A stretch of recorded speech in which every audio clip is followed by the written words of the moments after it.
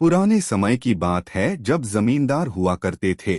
गांव में एक ऐसा ही बड़ा पैसा वाला इंसान था। करोड़ीलाल। उसके पास ना सिर्फ उसके गांव के बल्कि आसपास के गांव के लोगों ने भी कर्ज ले रखा था। उसका काम था कर्ज देना और ब्याज वसूल करना। उसका मानना था कि वो सबके काम आ रहा है। उसका बेटा बल्कि उसके विपरीत था। एक ही बेटा बड़ी मन्नतों से हुआ था। बाप को चिंता थी कि यह आने वाले दिनों में ना जाने क्या करेगा। अब वो कहते हैं ना कि अगर आपको इस तरह का कोई काम करना है तो सख्त होना पड़ेगा। सख्त से मतलब बेदिल, ना किसी की मजबूरी देखो ना किसी के आंसू। बेटा ऐसा नहीं था। वो नर्म दिल इंसान था। एक सुबह करोड़ीलाल ने यह फैसला लिया कि अब धीरे धीरे बेटे को भी अपने धंधे के गुर सिखाने होंगे। उसने अपने यहाँ काम करने वाले से कहा कि हीरा, तू जा रहा है ना, उस बुढ़िया के पास जाते जाते इस धनी को भी ले जाना। मैंने इसका नाम धनी रखा है, लेकिन नाम रखने से ही कोई धनी नहीं बन जाता। इसे कुछ सिखा और तू बाहर दूर रहना। इसे ही जाने देने और वसूली करने देना। हीरा उसे लेकर गया। ज्यादा दूर नहीं था, लेकिन करीब 1 घंटा लगा उन्हें वहां जाने में। हीरा ने जैसे कि सेठ ने कहा वैसा ही किया। धनी को दूर से उस बुढ़िया का पता ठिकाना बता दिया। धनी जब उस स्थान पर गया तो उसने देखा कि एक छोटी सी कुटिया है, बहुत ही जर्जर हालत में। उसने मन ही मन विचार किया कि यहाँ से क्या वसूली करना है। उसने द्वार पर जाकर टूटे दरवाजे को खटखटाया। अंदर से एक झुकी हुई अम्मा आई। धनी को बताया गया था कि सावित्री अम्मा होगी, इसलिए उसने पूछा, सावित्री आप है? वो अम्मा लड़खड़ाती आवाज में बोली, हाँ तुम कौन बेटा? धनी ने बोला, मैं करोड़ीलाल का बेटा हूँ धनी। अम्मा सुनकर नाराज नहीं, खुश हुई, बोली, अच्छा अच्छा तुम धनी हो।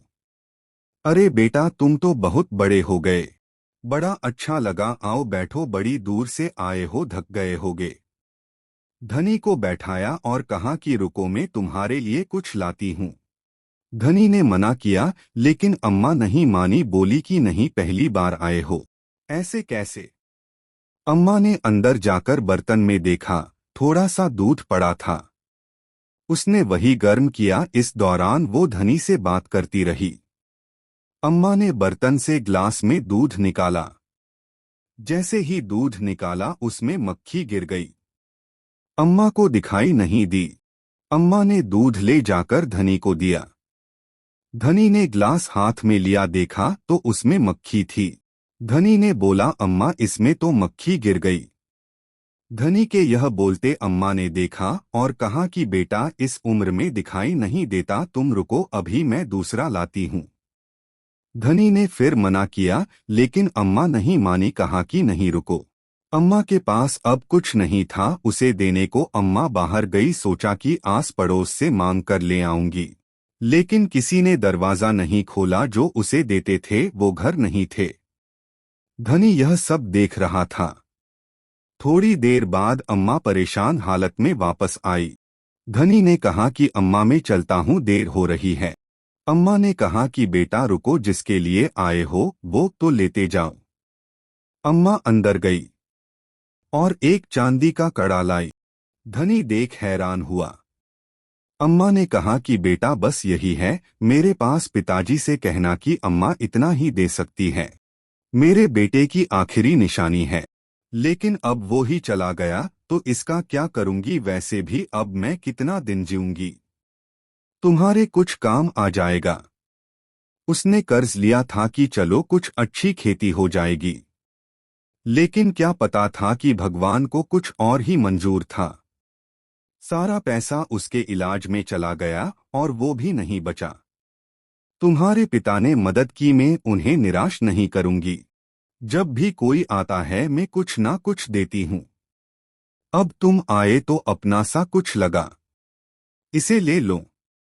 धनी कुछ देर सोचता रहा, उसकी आंखों से आंसू आ गए। फिर कहा कि अरे अम्मा, दूध में मक्खी नहीं थी, प्याज का छिलका था। उसने उस मक्खी को, जिसे वो प्याज का छिलका बता रहा था, निकाला और दूध पी गया। घर पहुंचकर जब करोड़ी लाल ने पूछा कि हीरा बोल क्या लाया मेरा बेटा। हीरा बोला सेठ जी लाना तो दूर वो उल्टा अम्मा को देकर आया है और यह भी वादा किया कि उसकी जिम्मेदारी अब धनी की है। सेठ गुस्से में चिल्लाया कहा कि धनी यहाँ आ।